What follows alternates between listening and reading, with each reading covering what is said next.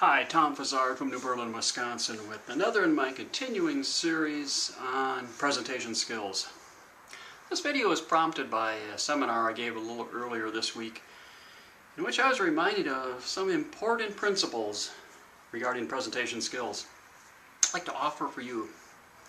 Hopes that they will help you next time. Tip 1. Be flexible and be able to adjust to a changing size in your audience, particularly one that shrinks.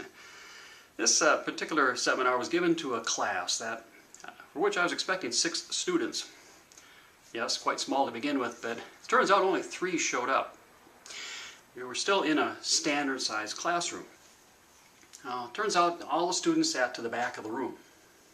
Of course, I still wanted to use the projection board and whiteboard, which were way up here, probably about 15 feet away or so.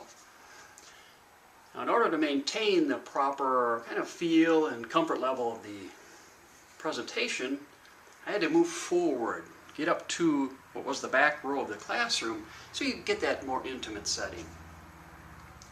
So make sure you do that. Get in so that create the atmosphere that's proper for the size of your audience. If they're a little spread out in a large room, cluster them together, kind of prod them along a little bit so you form a smaller group. It's a lot better for you and for the audience. Along those lines, if you have to move yourself, reposition yourself for the presentation, remember to take along any tools that you may have brought with you. It could be your digital recorder, maybe the remote for the laptop or the computer. Reposition them so they're convenient. Because again, you're going to be closer, deeper into the room, most likely, while occasionally going back to the whiteboard or turning to the projection board. So be flexible. Second, engage all of your attendees or audience members. In this class, again, we had 3 students, one of whom was quite active, quite involved, answering questions and offering comments.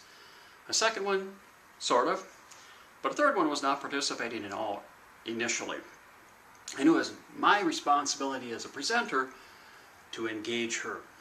So I got to the point where I would ask a question and I said something like, now I've already heard from you and you. How about you, Jenny? How do you feel about this topic? You call out that person or those individuals so they become engaged. And that way they get more out of your presentation, and in fact the entire group does. But don't just count on the 1 or 2 people who will always pop up and be good participants in your seminar. Call out everyone. Third, make sure you test your equipment beforehand. We talk about this a lot in presentations coaching, but it's so critical. In this particular seminar, I had the luxury of testing the computer and projector the night before.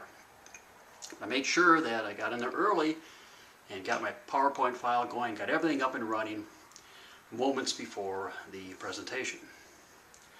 Always arrive 15 to 30 minutes early so that you can get set up, get acclimated to the room, and get ready to start your presentation.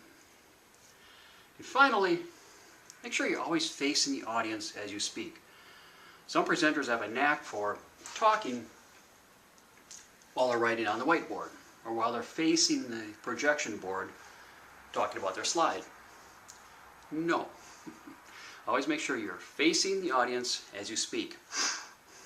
You can say it and then write it, as I typically do, or write it and say it. But always make sure you're facing the audience as you're speaking. This is Tom Fazzard from Wisconsin saying good luck on your next presentation, and we'll see you soon.